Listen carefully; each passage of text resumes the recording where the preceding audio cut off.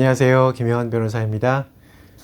바이든 대통령이 제46대 미국 대통령으로 당선된 것 같습니다. 아직 트럼프 대통령이 여러 가지 소송을 제기할 것을 예고하면서 최종 결론이 난 것은 아니지만 아마도 그렇게 되더라도 결과를 뒤집지는 못할 것으로 생각되고요. 이제 내년 1월 20일이면 바이든이 대통령이 되고 민주당이 행정부를 장악하게 되네요.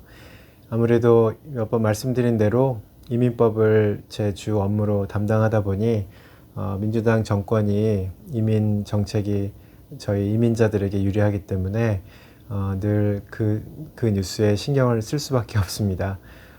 지난 일주일 동안 굉장히 떨리는 마음으로 개표 상황을 보았고요. 다행스럽게 미국의 더 많은 분들이 4년간만 트럼프 대통령에게 기회를 주고 새로운 정부에게 새로운 정책을 주문하는 그런 시대가 열릴 것 같습니다. 아무래도 이민 정책을 궁금해 하시는 분들이 많으세요. 바이든의 이민 공약은 어땠는지 질문들 하시고요.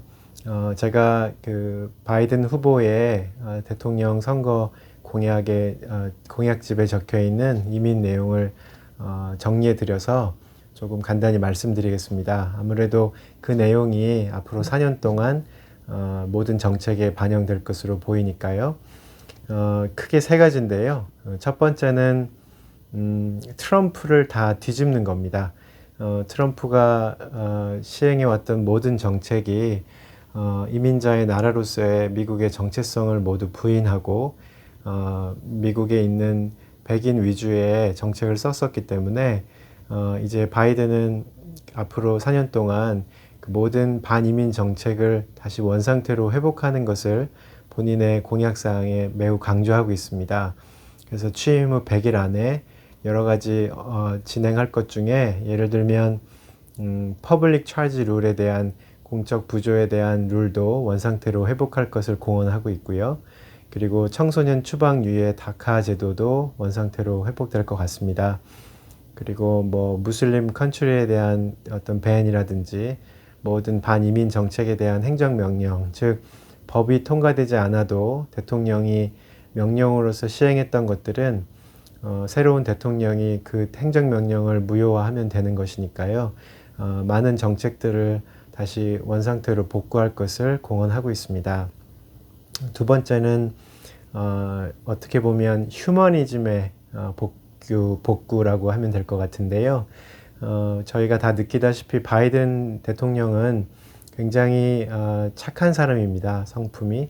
그래서 그 공약집의 주요 내용들을 보면 특별히 그 서던 보더에서 많은 비인륜적인 그 부모와 어린 자식 간의 격리했다든지 굉장히 많은 그 비인륜적인 그 이민 정책, 단속 정책에 대한 거부감이 굉장히 많으신 것 같아요. 그래서 앞으로 그 모든 정책들, 특별히 서던 보더, 멕시코 경계에 있었던 모든 것들을 회복하는 것이 주요한 정책 사항으로 제시되고 있습니다. 이제 그에 따라서 앞으로 어사일럼, 망명이라든지 또 제3 세계에서 미국에 다시금 미국으로 오려고 하는 그런 망명의 흐름들이 좀 나아질 것으로 예상되고요. 또 여러 가지 뭐 예를 들면 그 멕시코와의 어떤 월을 세움으로써 그 예산을 굉장히 많이 썼는데 그 예산들을 오히려 이제 좀 더 첨단화된 그 단속 아니면 입국 심사에 투자함으로써 좀 더 센서블한 그 인포스먼트 그런 좀 더 합리적이고 좀 더 좋은 방식으로 단속을 할 것을 알리고 있습니다. 또 한 가지 좀 중요한 것은 우리 불법 체류자, 신분 미비자로 계시는 분들이 지난 4년 동안 그 트럼프 행정부에 의해서 있었던 여러 가지 단속이라든지 이런 것이 굉장히 저인망식으로 어떻게 보면 무자비하게 이루어져서 상당한 불안감이 있었는데요.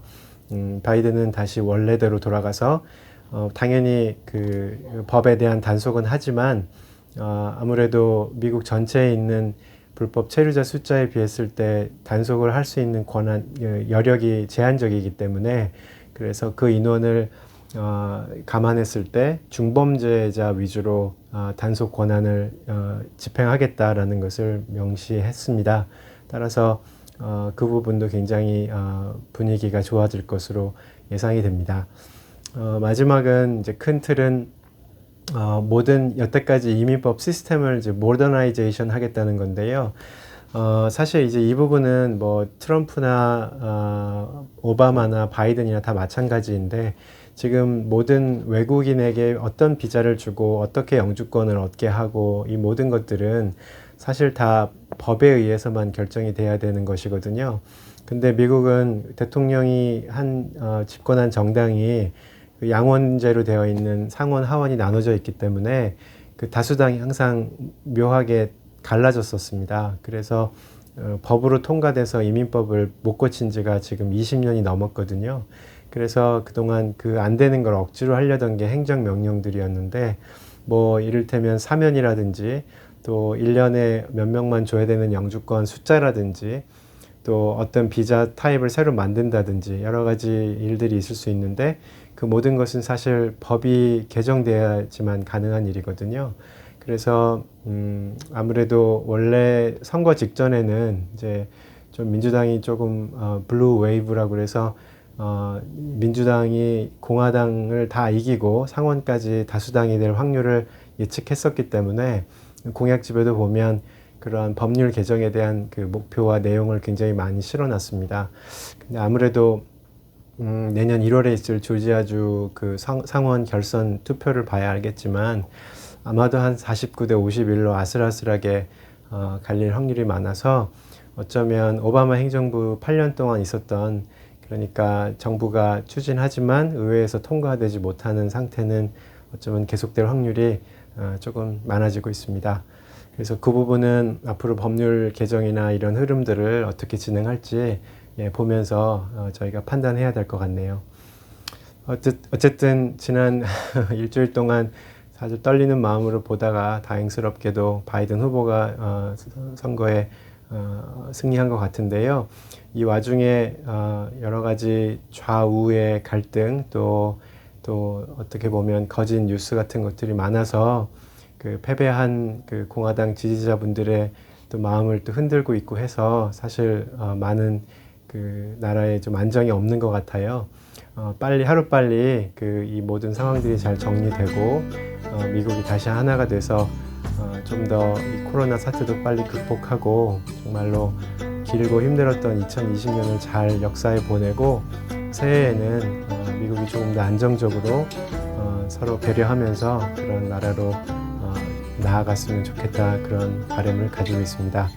네, 오늘 바이든의 이민 정책, 바이든의 이민 공약에 대해서 간단히 말씀을 드렸습니다. 감사합니다. 안녕히 계세요.